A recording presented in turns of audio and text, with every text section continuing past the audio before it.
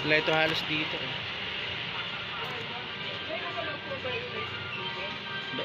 Tanda no, November 5, 1976. Matanda pa sa akin.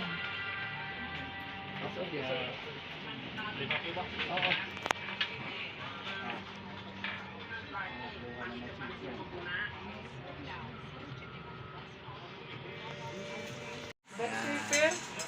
Ito yung Hanson dito sa Quezon.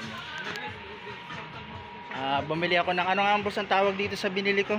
Garbitos sir? Ha? Garbitos po. Pandugtong sa automatic na washing machine dahil nahihirapan na kami maglaba. Ayan, so ito yung dinugsong. Tapos bumili ng tiplon. Ayan. May vlog na, tatawa si Kuya yun. Tapos ay bumili ako ng bagong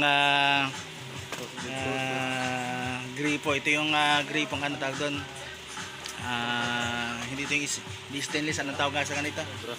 Yung brush. Yan. So dito sa Hanson sa Quezon Avenue, right side. Yan. Ay promote ko pa itong Hanson na baka ma-discount ako ng manager. May edad na din pala na 1970. Oh, yung gaganda mo. May edad na pala itong Hanson na ito. Oh, November 5, 1976. Hindi pa ako tao. Hindi pa ako tao sir. Ang gaganda ng mga gamit dito. Ayan. Dito po sa Hanson, sa Quezon Avenue. Ayan, may apple. Kompleto oh.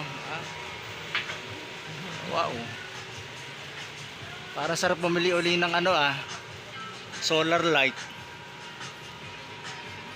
Siguro pag may mag-i-sponsor pagpunta namin ng Busal Elementary School at doon ay ano wala pa halos.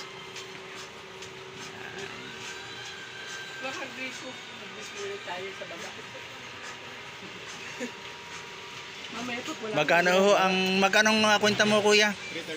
331 nasabi niya. 331. Dinugtungan na lang. Dinugtungan na po. Ayan ay content ko tuloy sa akin. Wala ako dalang ano eh. Hindi ko dala yung aking ano ay sticker.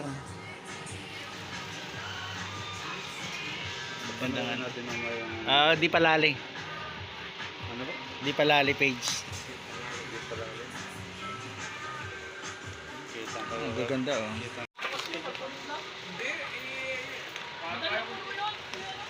$300. Ayun, 331. O ayan, sumaginawa na. Okay. Sige.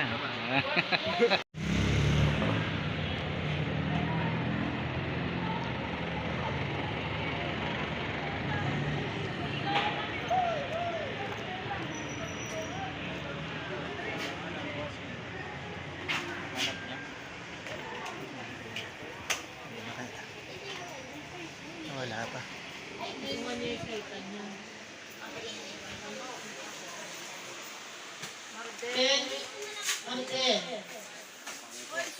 Ako.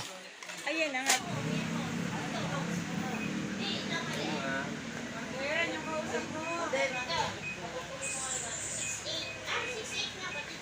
Ang hindi nilalagyan ng tubig. Walang tubig. Wala pong tubig na babagsak ngayon ma'am eh. So kailangan ko pong i-program ay spin lang po. Para lang po matry natin yung motor kung nagana. Kasi kung iwawash ko to ma'am, hindi aandar yan. Maghintay siya ng tubig, walang napatak. Ano po?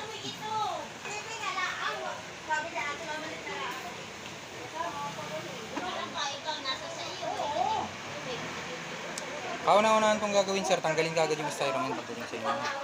Yan po kasi lock ng motor para pagka ibiniyay hindi siya nag-shake. Yung pong nasa ibabaw nito na plastic, nandun sa styro sir, yun po yung pang-lock dun sa ilalim.